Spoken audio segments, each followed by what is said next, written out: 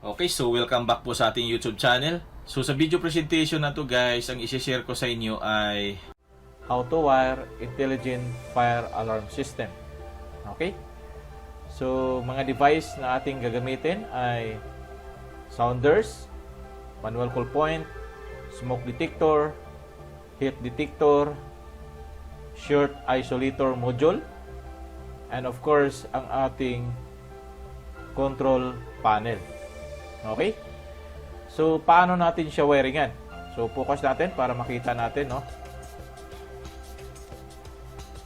So, ito po yung ating sounder, guys. Ito po yung kanyang base, no? Ito naman po yung ating manual call point. Yan. Smoke detector. Heat detector. At meron din po tayong isolator module o short isolator module. Okay? And of course, ang ating control panel. Yan. So, focus natin konti. So, ito po yung ating SLC. Dito po nagsisimula yung ating 24 volts galing sa ating control panel.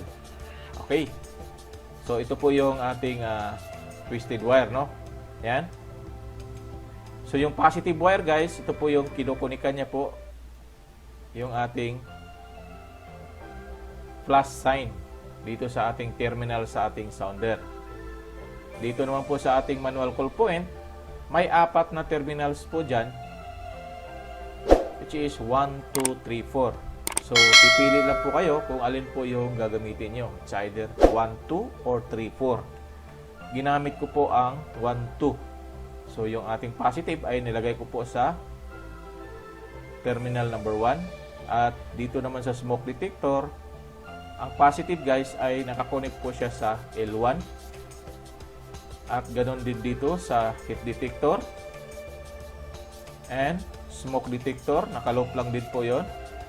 At panghuli, dito sa kanyang manual call point, which is 1 na terminal.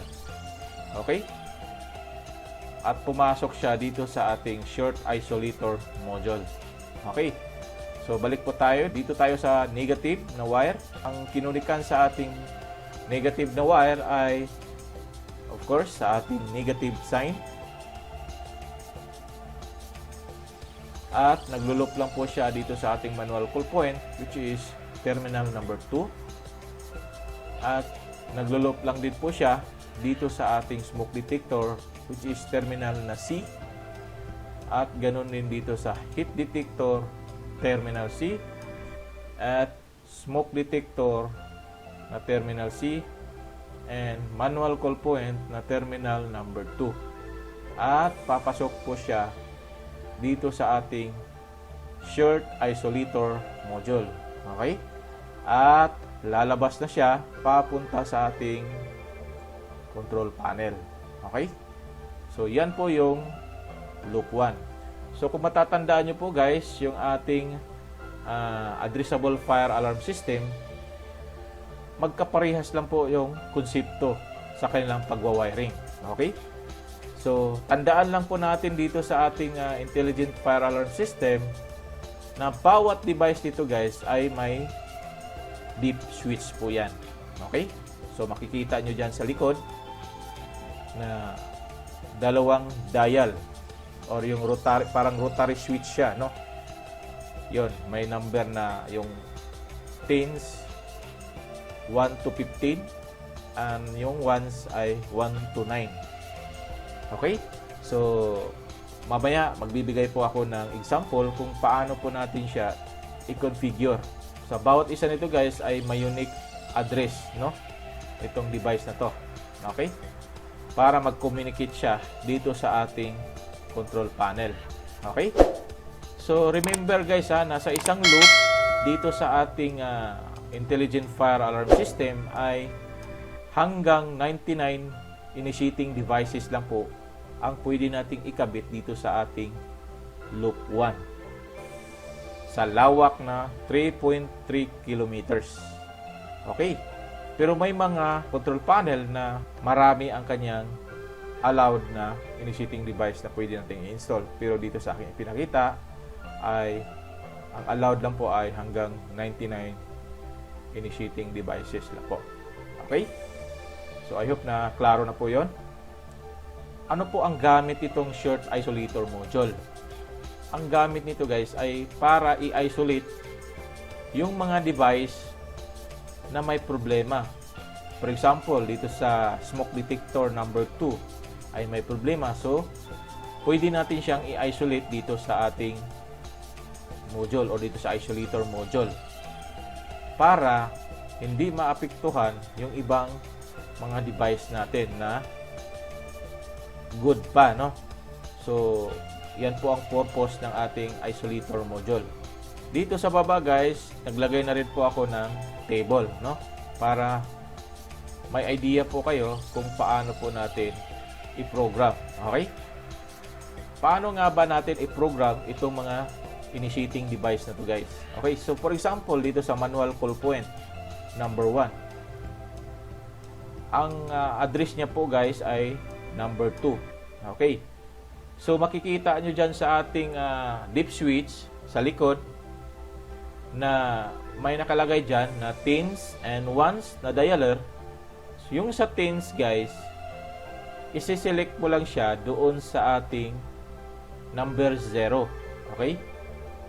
So, doon sa ones, i-select lang din natin siya sa number 2. Okay? So, yun po yung address dito sa ating manual call point na number 2. Okay? So, location, nasa first floor. Yung level niya ay nasa hallway. Sample lang po ito guys ha. Pag-press nitong manual call point number 1 doon sa first floor, ang makikita natin doon sa ating control panel ay itong location and level. Okay? So makikita natin to na nag-activate. So yan po yung magpa-flash doon sa ating display, no?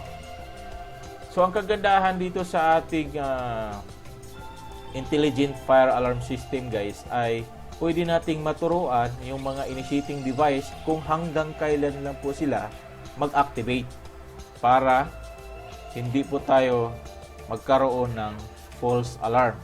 Okay? So yan po yung isa sa mga features nitong intelligent fire alarm system.